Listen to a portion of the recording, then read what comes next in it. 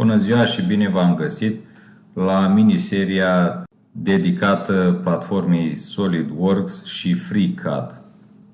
Reperul pe care îl vom face astăzi se referă la acest arbore care prezintă un canal în partea dreaptă și două găuri de centrare pe ambele capete, pe ambele extremități. Când vom ajunge la aceste găuri de centrare, o să vedem și stasul pentru a ne da seama de dimensiunile necesare pentru a le genera. Intrăm în SolidWorks, generăm un document nou, part, și după cum am văzut în piesă, trebuie să facem o operație de revolve. În acest caz alegem planul frontal, realizăm o axă, o linie de construcție. Deocamdată nu contează lungimea, deci dimensional vorbind deocamdată nu e problemă. Și realizăm profilul în linii mari, foarte asemănător cu cel pe care l-am văzut în imagine.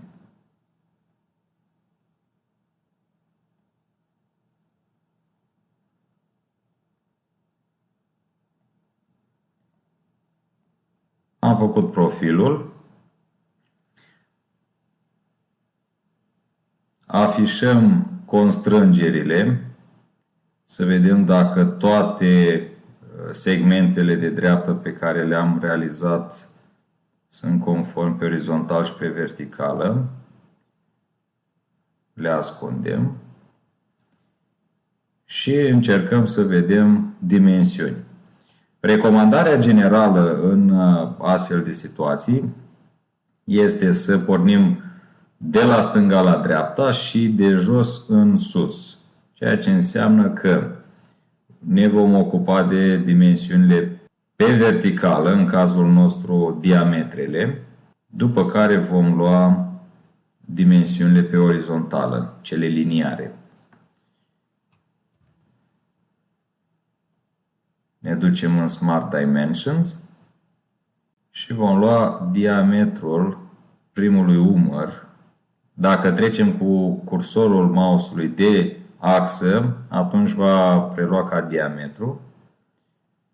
Vom spune 16. Următorul diametru este de 12. Diametrul numărul 3 va fi de 20. Următorul 18.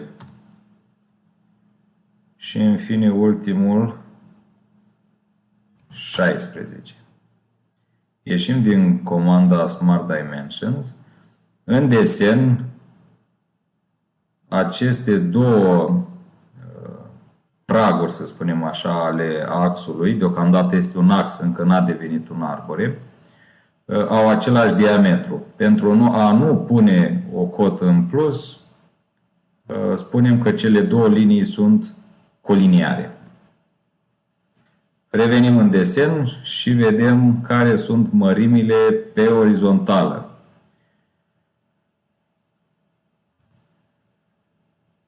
Intrăm din nou în Smart Dimensions. Primul segment este 16. Următoarea distanță între baza noastră de cotare și peretele numărul 2 este 18.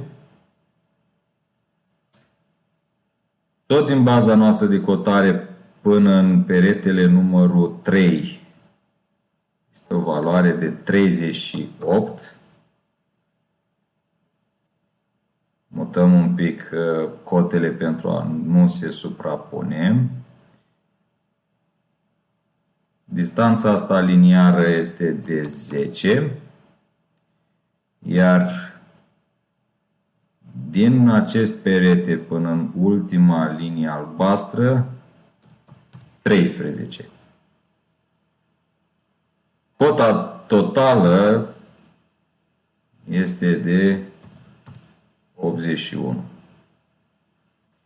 În momentul când am terminat toate cotele, SolidWorks afișează întreg desenul în culoare neagră. Asta înseamnă că este complet definit. Acest lucru se poate vedea și prin mesajul de aici de la jos, fully defined. Ieșim din schiță. Programul ne va anunța că profilul pe care tocmai l-am desenat nu este unul închis din cauza acestei linii întrerupte. Noi vom spune că vrem să închidă profilul și totodată programul va prelua acea linie punctată drept axă și va roti profilul pe care noi l-am desenat în jurul respectivei linii. Dăm OK. Iar în momentul de față noi avem un ax. Putem redenumi operațiile în orice moment al construcției reperului. Noi vom spune ax, pur și simplu, pentru că deocamdată asta este un ax. Ca să devină arbore, trebuie să apară acel canal de pană. Canalul ăsta de pană este pe ultimul cilindru din arborele nostru. Are o lungime de 23, o lățime de 5 și un decalaj față de planul central sau de axa principală de 6,5.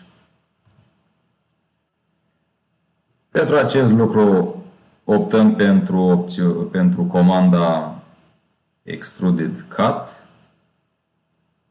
Deschidem arborele de operații din partea stângă sus și vom lua planul frontal pentru ca acel canal de pană să fie spre noi, spre utilizator. Centrăm. SolidWorks-ul are opțiunea de Straight Slot. Ducem cursorul pe mijlocul segmentului extrem dreapta. Un click. Al doilea click pentru a finaliza axa. Și când deplasăm cursorul în exterior, avem raza. Smart Dimensions. Raza este de 2,5, dar lățimea era de 5 mm, asta înseamnă rază 2,50 și lungimea de 23. Desenul este complet definit. Ieșim din schiță și cum era de așteptat, comanda Extruded Cut va aduce schița noastră pe direcție negativă, reverse direction, și pentru a fi sigur, indiferent de diametru pe care îl va avea ultimul cilindru, că această schiță va intersecta complet cilindrul anterior, din lista desfășurabilă Direction 1, îi vom spune Up to Next. Asta înseamnă că desenul nostru va fi tăiat în funcție de ultima graniță pe care o va găsi. În cazul nostru, cilindru și fața frontală. Dăm OK. Pentru a face decalajul de la bază spre partea superioară, din lista desfășurabilă From, alegem opțiunea Offset. Acest offset înseamnă decalare 6,5 și apăsăm tasta Enter pentru a vedea previzualizarea. Este OK. Clic pe butonul verde. OK. Și în momentul de față avem aproape un arbore complet. Putem să redenumim această operație Cut Extrude 1, canal de pană 23 ori 5. Pentru a ști exact în orice moment ce operație am realizat. Am ajuns în momentul în care trebuie să facem găurile de centrare. Găurile de centrare sunt conform stasului SRIEN ISO 6411 din 2001. Conform acestui stas, aceste găuri de centrare pe care noi trebuie să le realizăm sunt împărțite în 3 categorii: A, B, R. În desenul pe care noi îl realizăm, tipul de gaură de centrare este de tip A. Trebuie să ne uităm la diametrul arborelui prelucrat. Noi ne încadrăm 16,32 și vedem că diametrul găurii de centrare este fie 1,6, fie 2 mm. O să-l alegem pe cel de 1,6 pentru că tocmai asta ne spune standardul. Și la tipul A de gaură de centrare avem așa: diametrul 2, diametrul găurii de intrare în corp este 3,35 mm și T, distanța între capătul, să spunem, a găurii de intrare, vârful centruitor din mașina unealtă, nu trebuie să depășească 1,4. Tot în stas ni se arată și faptul că această gaură de centrare trebuie să rămână, nu influențează cu nimic funcționalitatea arborelui, însă poate să rămână pe piesa finită. Asta înseamnă că și noi trebuie să realizăm această gaură de centrare pe desenul final. Pentru această gaură de centrare intrăm în comanda Hole Wizard. Odată intrat în comanda Hole Wizard, programul ne afișează destule caracteristici pentru realizarea găurilor. Vom alege Countersink, operație de găurire cu cap înecat sau intrarea este teșită. Standardul ales este ISO. Mărimea găurii este de 1,6. Tipul de calibrare a mărimii o să-l lăsăm normal. Ne asigurăm că este activată opțiunea Show Custom Sizing pentru a pune, de fapt, mărimile din standard. Diametrul găurii 1,6, diametrul găurii de intrare 3,35 și unghiul de 60 de grade. Cele 3 caracteristici vor fi ținute minte pentru următoarele operații. Adâncimea găurii de obicei este egală cu diametrul găurii de intrare. Deci aici putem pune 3,35. După care poziționăm pe suprafața laterală. În cazul nostru această gaură va fi chiar în centru. Dăm click și click dreapta. Și aceasta este gaura de centrare conform standardului. Repetăm operația. După cum vă spuneam, toate caracteristicile sunt aceleași, doar că trebuie să alegem capătul celălalt.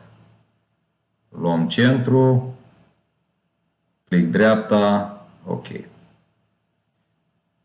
Putem redenumi operația după cum urmează.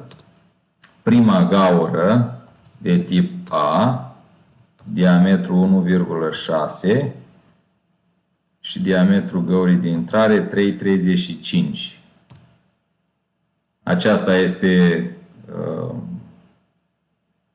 forma de înscriere a găurilor de centrare. Preluăm într-o parte în cealaltă, doar că spunem că e a doua. Și avem două găuri de centrare, una cea de pe partea dreaptă, cealaltă de pe partea stângă.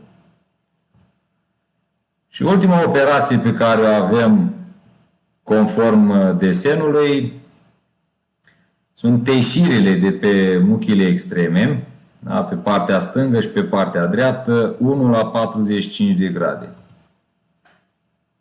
Selectăm cu ajutorul tastei Control cele două muchii. După luarea degetului de pe tasta Control, din meniul contextual o să luăm chamfer, teșirea, 1, Enter. 45 de grade este valoarea implicită în program. Ok. Și piesa este finalizată conform celor spuse în desen. Redenumim operația pentru a ști că este vorba de teșire de 1 la 45 de grade și prin aceste 5 operații am realizat o variantă de construcție a acestei piese, ale acestui arbore. În secțiune puteți vedea de fiecare dată cum arată în interior gaura de centrare. În funcție de planul pe care îl alegeți, puteți să vedeți pe 3 direcții ce se întâmplă în reperul vostru. Ne mutăm în FreeCAD. Alegem din bara de module Part Design,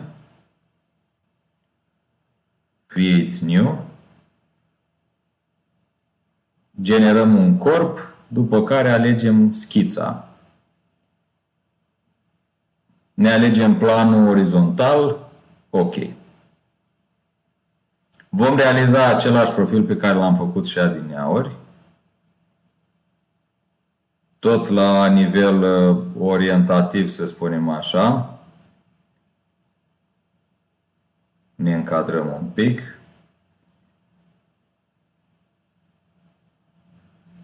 Cu cât putem pune din prima condițiile, cu atât va fi mai bine.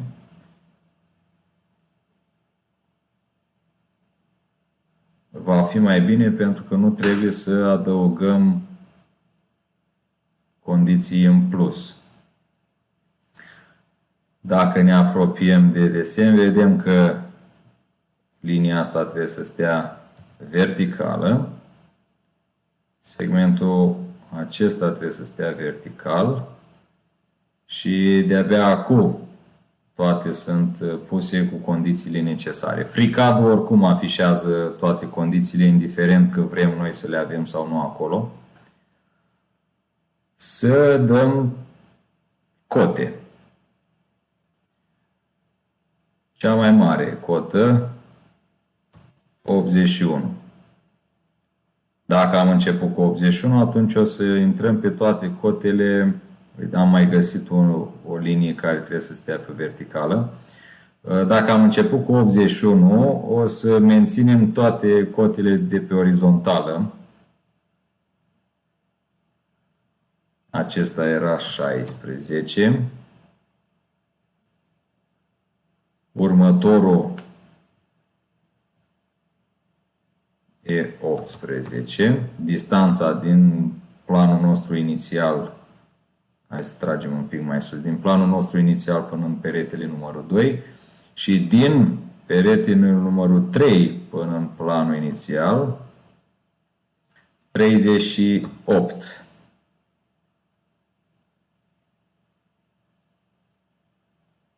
Primul segment de după 38 este de 10.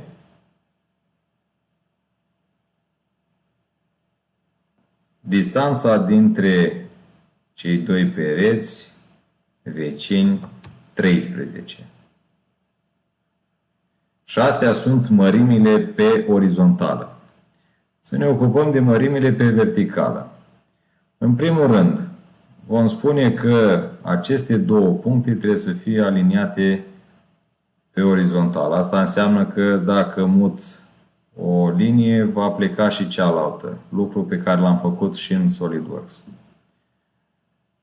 Și avem. De data asta vom pune jumătăți de mărime. Adică pe vertical în loc de 16 vom avea 8. Următoarea în loc de 12 vom avea 6. A treia în loc de 20 vom avea 10. Trebuie să tragem un pic de linii mai jos. Eventual aliniem un pic și cotele. Următoarea cotă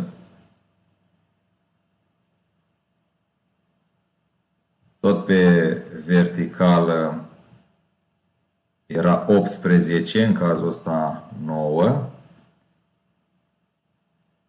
Următoarea era 16. Selectăm din nou lucrurile astea pe verticală, adică 8.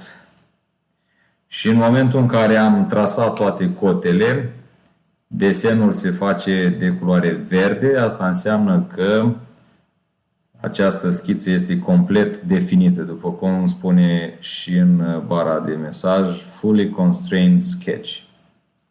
Închidem, Close. Și din opțiunile pe care ni le sugerează programul, noi vom alege Revolution.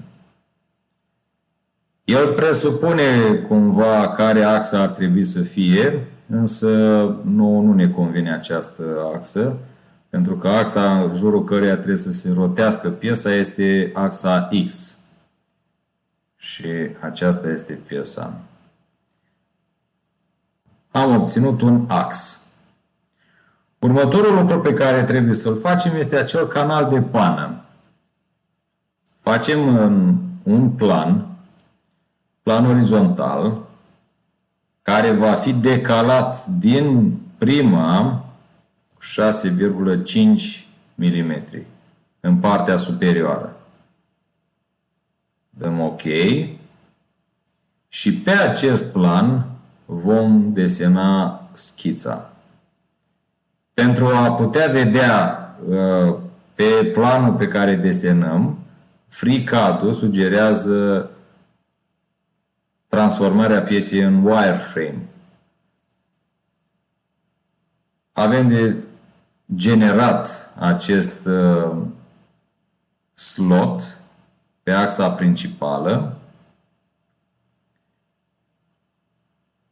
Pentru a fi siguri că acest slot este pe capătul extrem al piesei, apăsăm tasta X.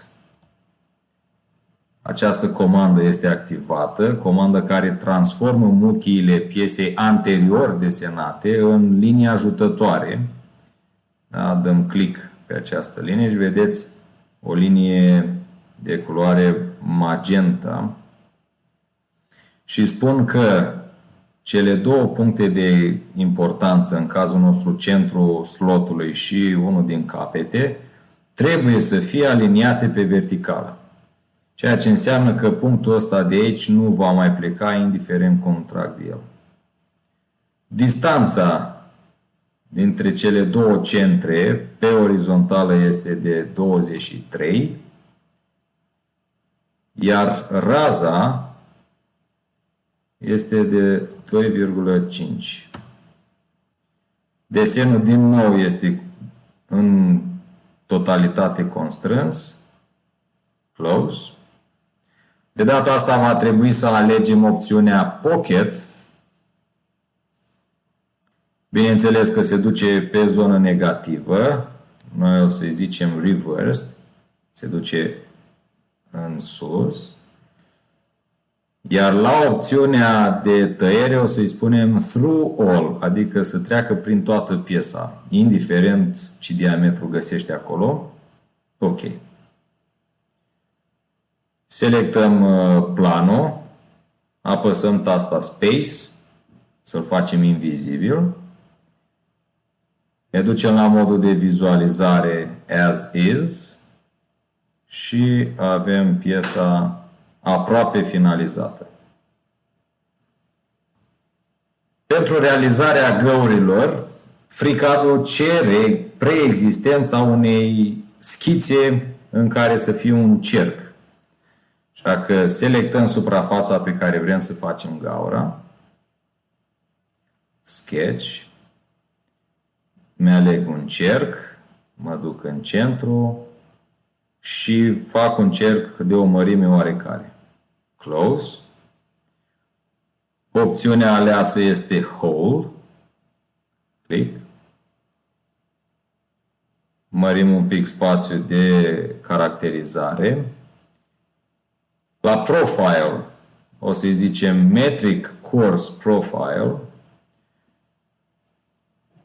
Mărimea este minima 1,6. Adâncimea, data trecută am pus-o 3,35. Tipul de gaură va fi countersink. Diametrul pe care îl cere aici este diametrul găurii de intrare în arbore, adică 3,35. Și unghiul de teșire a acestei găuri este de 60 de grade. Ok. Și aceasta este gaura de centrare din partea dreaptă. Același lucru facem și pe partea stângă. Close. Whole. Aceleași opțiuni. Din păcate, FreeCAD-ul nu ține minte mărimile anterior date. Deci va trebui să le reselectăm.